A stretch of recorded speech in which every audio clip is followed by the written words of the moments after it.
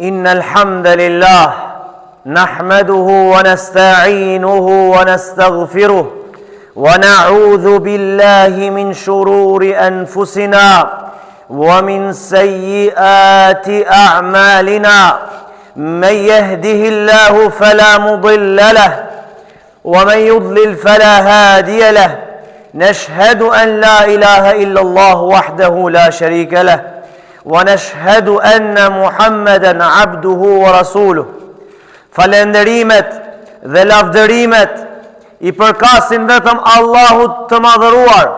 Atë e falenderojmë dhe vetëm prej Tij falje dhe ndihmë kërkojmë. Kërkojmë mbrojtje prej Allahut që të na ruaj nga të këqijat e vetvetes tonë dhe nga të këqijat e veprave tona. Kë e udhëzon Allahu në rrugën e drejtë. Nuk ka kush që ta humbë dhe kë e humbë Allahu I madhëruar, nuk ka kush që ta udhëzoj dhe drejtoj përpos se me lejen e Tij. Dëshmojmë dhe deklarojmë se nuk ka të adhuruar me të drejtë përveç Allahut, ashtu siç dëshmojmë dhe deklarojmë se Muhamedi sallallahu alaihi wasallam është rob dhe I dërguar I Tij sallallahu alaihi wasallam. E falenderojmë Allahun pamas, si gjithmonë për çdo të mirë që na ka dhënë. E mirësia më e madhe është Islami. Është mirësia më e madhe që na ka dhuruar këtë fe kaq madhështore, e cila neve na ruan nga çdo e keqe, e cila neve na mëson moralin, e cila neve na shpije për tek Allahu dhe fe e cila të çon për tek xheneti Allahu te bareke ve teala. Po për kësaj fe është edhe agjërimi. Pa e falenderojmë Allahun e madhëruar, I cili gati pas një viti na mundsoi prap flasim dhe të nxisim dhe të tregojmë ajetet e Kur'anit dhe hadithet e pejgamberit sallallahu alaihi wasallam, të cilat na nxisin neve për Ramazanin. I madh është Allahu, o Allah, na mundso të arrijmë Ramazanin, ya Rabbel Alamin. Se shumë njerëz ndoshta nuk do të arrijnë. Elus Allahu mos t'i për tyre. Elus Allahu në madhëroj që të arrijmë Ramazanin. Allahu na mundsoi të flasim prapë për këtë muaj kaq begat, kaq bekuar, këtë muaj kaq madhështor.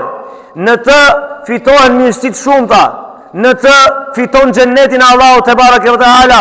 Në këtë muaj shumë besimtar pengohen dhe ndalohen nga gjërat që janë të lejuara, e jo më pastaj nga të ndaluarat. Pra ushqimi dhe pija janë të lejuara, mirë po gjatë Ramazanit besimtari për hir të Allahut e le dhe ushqimin dhe pijen gjatë ditës, edhe pse është e lejuar. Pra ky muaj është madhështor, jo vetëm gjunahet që I lën për të ndaluarat, po edhe të lejuarat I lën, sepse duan ta kënaqin Allahun te bareke ve teala. Prandaj falenderojmë shumë Allahun që na mundson të flasim për këtë muaj madhështor, elus Allahun na mundson të arrijmë. Padyshim se ky muaj, ashtu siç namazi është obligim dhe shtyllë e fesë, po ashtu edhe agjërimi është obligim dhe shtyllë e fesë. Pa nuk është agjërimi thjesht diçka për ta bërë vullnetarisht, nëse do e bën, nëse nuk do nuk e bën. Jo. Pavarësisht se ka shpërblimet më madhështore, ama edhe është obligativ. Prandaj Allah I madhëruar tha: "Ya ayyuhalladhina amanu kutiba alaykumus siyamu kama kutiba alal ladhina min qablikum la'allakum tattaqun." O ju të cilët keni besuar, o ju besimtar, o ju që pretendoni besimin dhe mendoni dhe pretendoni se e doni Allahun dhe të dërguarin e Tij sallallahu alaihi wasallam dhe besoni çdo gjë që ka udhëruar Allahu dhe I dërguari I Tij sallallahu alaihi wasallam, ju është bërë juve obligim agjërimi, ashtu siç e kanë pas obligim edhe popujt para jush. Mos mendojmë ne se vetëm ne kemi pas obligimin agjërimin. Jo vallahi, edhe popujt para nesh kanë pas agjërimin obligim në mënyrën që ka caktuar Allahu te bareke ve teala. Edhe ne e kemi obligim muajin e Ramazanit të agjërojmë me padyshim. Dhe ky muaj për çfarë është? Allahu e qartëson në fund të ajetit dhe thotë: "La'allakum tattaqun." Dhe gjithë ky agjërim që do agjëroni, që e keni obligim në radhë parë, është për të bërë ju më të mirë me Allahun, është që ju të bëni më të devotshëm, është që ju të ndaloni nga të këqijat.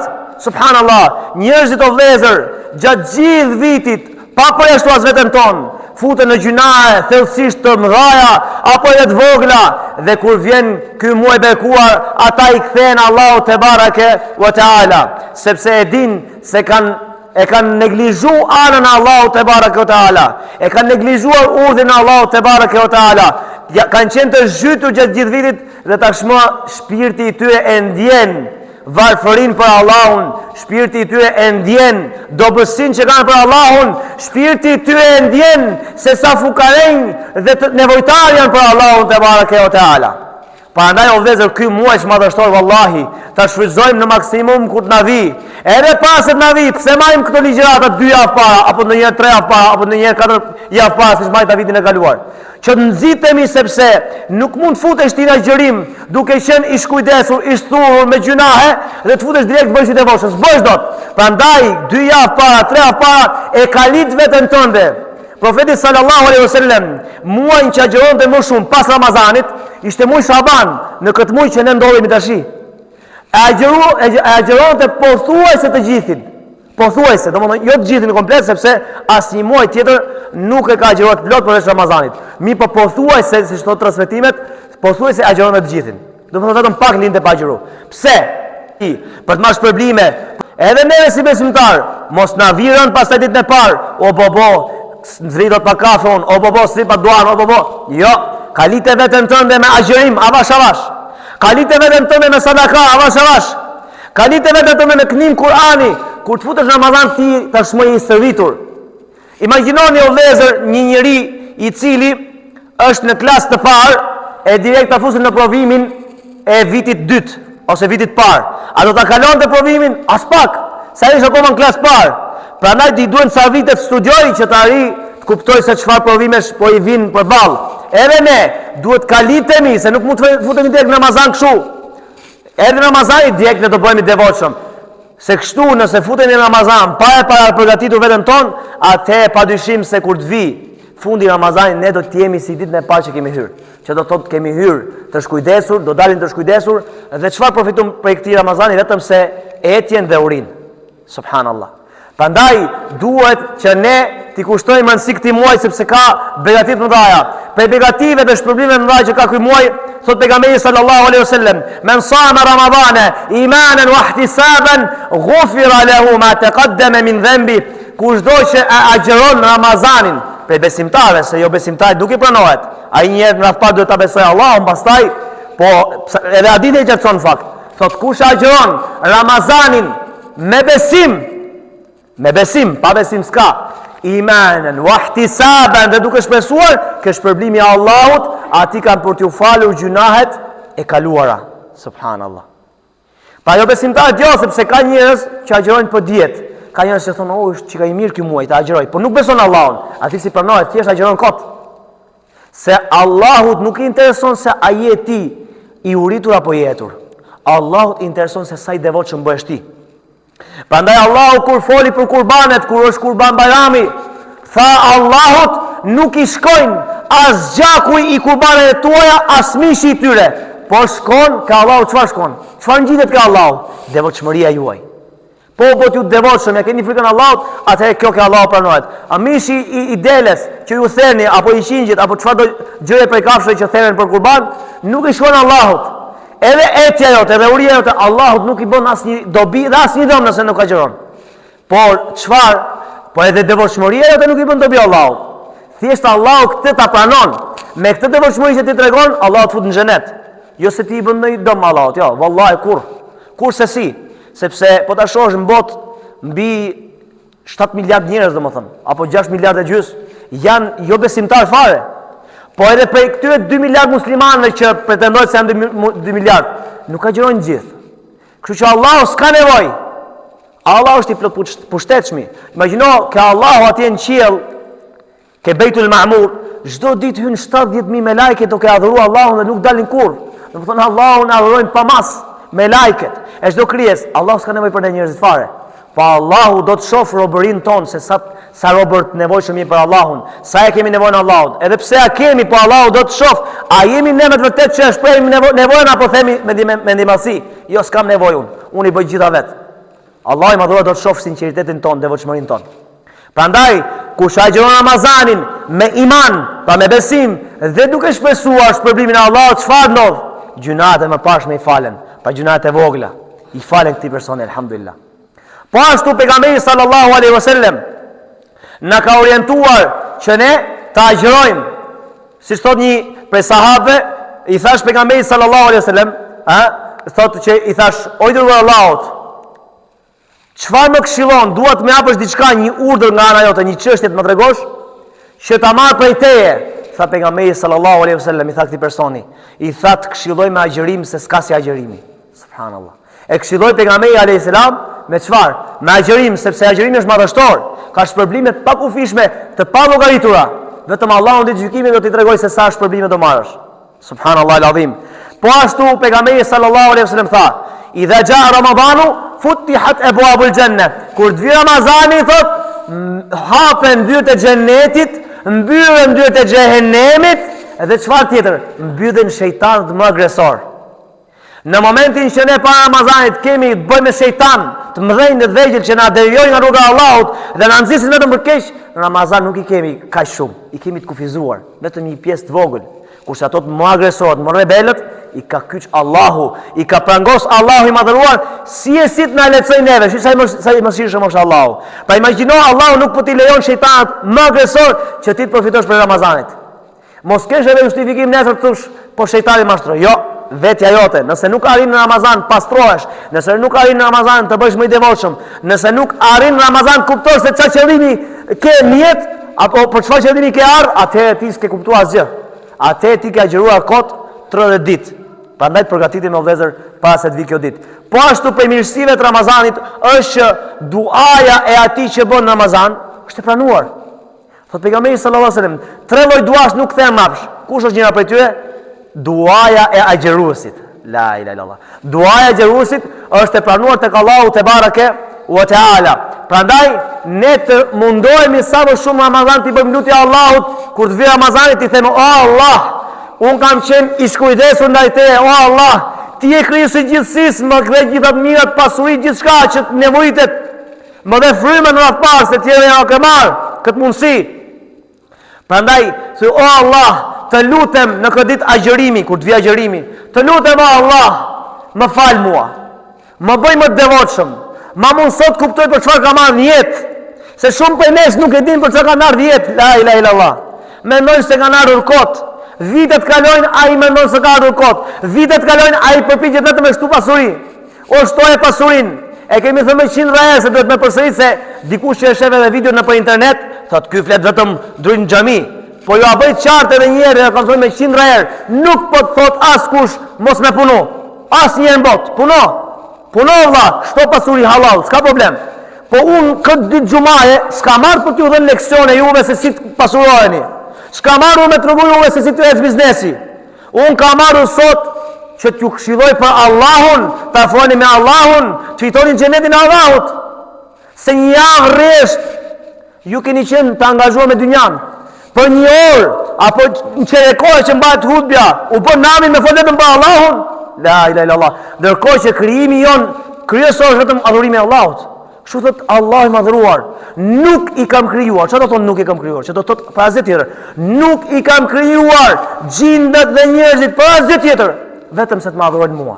Pra kryesori është vetëm adhurimi i Allahut. Thot Allahu në vazhdim, nuk dua prej tyre as furnizim dhe as më ushqim. Nuk ka nevojë Allahu për furnizimin që do i sjellësh ti. Si sjell dot Allahu, se Allahu është i pasur. Dhe as nuk duat më ushqim. Allahu është furnizues, thot, dhe është i fuqishëm dhe i plot pushtetshëm. Pa Allahu s'ka nevojë. Prandaj ti vetë logjika e njeriu të çon që me punu. Pra nëse ti nuk punon do të shtrish dorë tjetrit, a me Islam është e urryer kjo gjë, të shtrish dorë tjetrit. Nuk është gjë e pëlqyeshme. Çak, kështu që vetë logjika e njeriu të çon për me punu. A ka nevojë të flasim për me punu? Jo.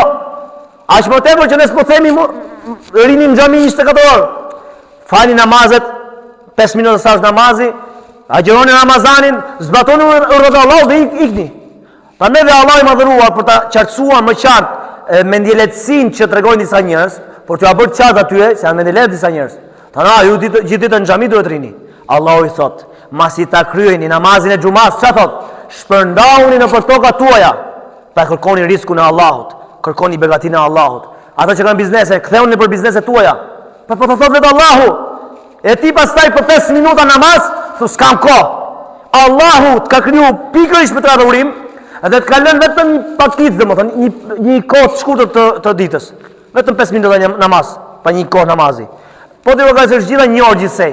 Një orë ditë kërkon Allahu prej teje, edhe pse të ka krijuar për këtë qëllim, dhe pastaj ti kur vjen fundi i thua Allahut, o Allah, nuk kam kohë unë të të adhuroj ty. O Allah, nuk kam kohë unë të merrem me ty, kështu i thua Allahut, kështu i thua krijuesit gjithësisë. La ilaha illallah. Wallahi nëse njeriu do ta thoshte prindit vet këtë gjë, nuk kam kohë për ty o prindim, që prindi i vet i ka bë kokën, dhe prindi i vet është kujdes, dhe prindi i vet është kujdes aq shumë sa që ka qarë netët ku ka qenë për spitale, ku ka qenë i smur, është munduar ta edukojë në mënyrë më të mirë. Dhe në momentin që i thot fëmia prindit vet, o prindim, s'kam kohë për ty, a është e rëndë kjo? Vallahi kush ta marr vesh këtë, thot turp këta i djalë. Për çfarë e rriti prindi? Po Allahu i gjithësisë, krijuesi i gjithësisë, i cili na krijoi gjithë neve, na dha gjithë të mirat, na begatoi, ai na krijoi prindit tan. Nëse që ka turp me i thënë prindit ashtu s'kam kohë për ty, po Allahu si thuhet nuk kam kohë Allah për ty. Çfarë e bëra Allahun ti? E bëjë diçka më të pavlerë Allahu në sytë tuaj? La ilaha illa Allah. Apo ai që bën gjunahe për kufshit nga sytë e njerëzve, e bëri shikimin e Allahut më të pavlerë se shikimin e njerëzve. Ky person, nëse do t'i thuhet bëj gjuna pa njerëzve, vallahi nuk e bën. Do të mshivet në për cepa.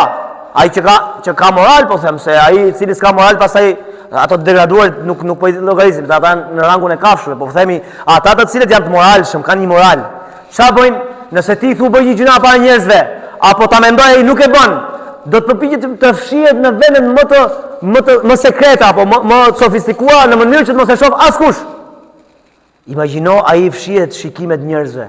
Po shikimet e Allahut, as kishe turp që vazhdohet bëj gjuna. Shikimit Allah, si do i më shifesh? Allah i madhuar thot, la tudrikuhu l-absar, wa hua yudriku l-absar, wa hua l-latifu l-khabir. Allah i madhuar thot, Allahun nuk e kapin shikimet e njerëzve, s'mund të kapim Allahun me shikimet tona. Sa harim dot? Ai është i plot pushtetshmi, i plot fuqishmi, ai është drita e qiellit dhe e tokës. Dhe thot Allah i madhuar pastaj, kurse Allah i kap të gjithë shikimet e njerëzve. Pra Allah e sheh çdo kënd, madje nëse ai është në errësirën e natës. Ai Allahu sheh në errësirën e natës milingonën e zez, e cila ecën mbi ngurin e zi, dhe madje dëgjon edhe shkreptimat e këmbës së saj. Aq i madh është Allahu. Subhanallah. Dhe ti mendon se i fshihesh dot Allahut, a? La ilaha illallah. Prandaj o vëzër, këto këshilla, këto ajete, këto hadithe të profetit sallallahu alaihi wasallam na nxisin ta vëni sa më shumë me Allahun, dhe sidomos Ramazani është shansi më i madh me ofru Allahut te bareke o taala, dhe ta dëshmojnë një herë e mirë se ne duam Allahun, ta dëshmojnë një herë e mirë se ne ja kemi frikën Allahut, ta dëshmojnë një herë e mirë se ne duam që Allahut na fusë në xhenetet e tij, ta dëshmojnë një herë e mirë se ne nuk duam të idhrojmë Allahun te bareke o taala, dhe ti themi o Allah, sa herë kam idhruar, nuk kam dashur Allah, por shejtani më mposhti. Dhe pastaj ti kthehet ke Allahu dhe i thot më falu Allah. Dhe kush i kthehet Allahut me pendim të sinqert ka për ta falë Allahut te bareke o taala. Allahu ka premtuar falje për atë që kërkon pendim. Ama duhet më pendu. Duhet me marr shkaqet. Wallahi jeta është e shkurtër vëllezër për Zotin e Madh. Wallahi ju e dini shumë mirë se sa shpejt iku viti. Sa shpejt unë njëjtën temë, njëjtën hutbe, njëjtat ajete kuranore, njëjtat hadithe i ka marrë para një viti para Ramazanit që kaloi. A e man me dikush, a e ndjeu pak se si iku ky vit që kaloi? A e ndjeu dikush? A arriti ta kuptoj se si arriti që të vi Ramazani prapë elhamdulillah po vjen? Asnjë. Edhe jeta jon kështu është, do iki shpejt. Koha është e shtrenjtë dhe e shkurtër. Kjo është kapitali jon, nuk është se koha hajde se zëvendësojmë diçka. Për shembull, ke humbur një lloj pasurie, do të zëvendësosh me pasuri tjetër. Ke humbur një fëmijë, do lindë inshallah një fëmijë tjetër. Jo. Koha është kapitali, është vetë jeta.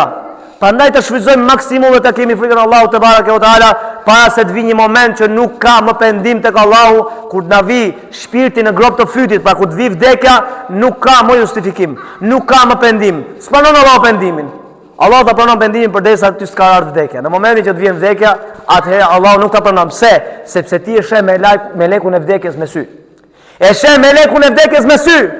Dhe në momentin që ti thu, unë pendova tani, se çdo njeri, qoftë besimtar dhe jo besimtar në momentin e vdekjes pendohet. Besimtari thot pse nuk punova më shumë? Jo besimtari thot pse nuk besova. Subhanallah. Çdo kush do pendohet. A vlen ky pendim? Jo.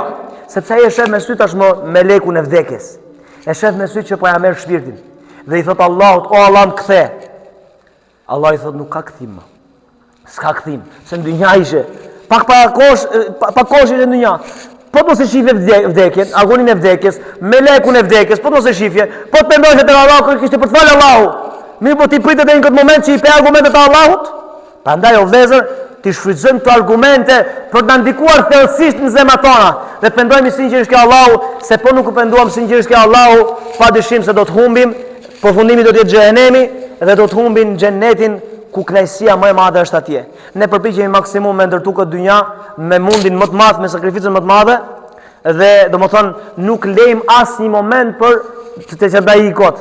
Mirë, po xheneti i cili është i përjetshëm, edhe pse kjo dynja është e përkohshme, po xheneti që është i përjetshëm, as ja vlen me uraskapit për të dhe me lodh për të, se dihet se fundi pastaj kur shkosh në xhenet s'ke më për dal nga aty. Po futen në xhenet s'ke për dal më, vallahi, ke për drejt atje në kënaqësitë e Allahut te baraka ve taala, në mirësitë e Allahut te baraka ve taala, te krijuesi i gjithësisë, fi maq'adi sidqin, aty afër Allahut te baraka ve taala, duke pa Allahun te baraka ve taala, kënaqësia më e madhe, vallahi, na ka marrë madhi për Allahun, malli shumë dhe elus Allahu ne madhurat na mësoj të arrim, ta shikojmë fytyrën e tij të bukur, amin ya rabbel alamin. elus Allahu ne bëj dobish me këtë që than, aqulu ma tasmi'un wastaghfirullaha li wa lakum wa lisa'il muslimina min kulli dhanbin fastaghfiruhu innahu huwal ghafurur rahim.